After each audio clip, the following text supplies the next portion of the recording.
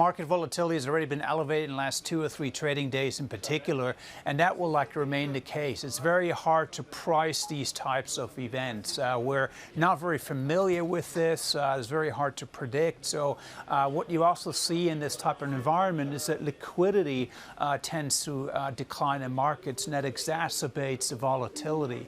And I think in this environment, that's certainly something that we need to brace for. Again, we have to see things in context. It's still a manageable outbreak. The number of cases globally, as tragic as it is that individuals being affected, is still relatively small, and we have a very strong public policy response here. So we are hopeful that we'll get on top of this, but in the next 5 to 10 days, we really have to be a bit defensive in markets and just see what the incoming data says.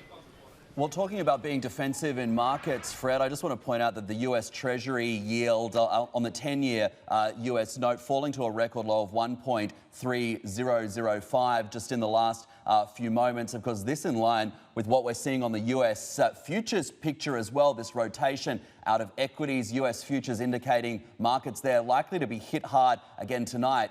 There you go, the Dow implied open off by some 409 points at this moment in time. So we continue to see, because money going in to fixed income. How low do you expect yields stateside to go, Fred?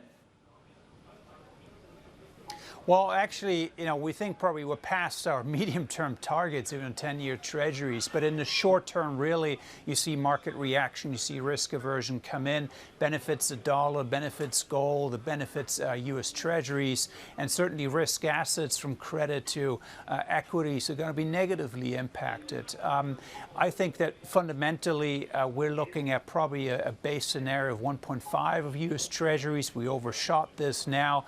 We're probably going to get back there over the course of the next 6 months or so.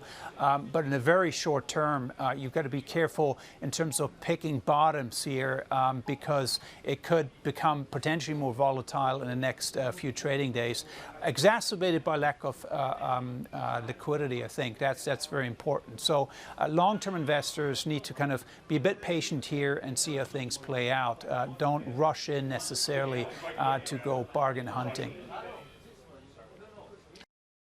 Hey everybody, it's Hadley Gamble from our new CNBC Middle East Bureau in Abu Dhabi. Thanks for stopping by. Now to watch more, you can try one of the videos that just popped up on your screen. And don't forget to subscribe.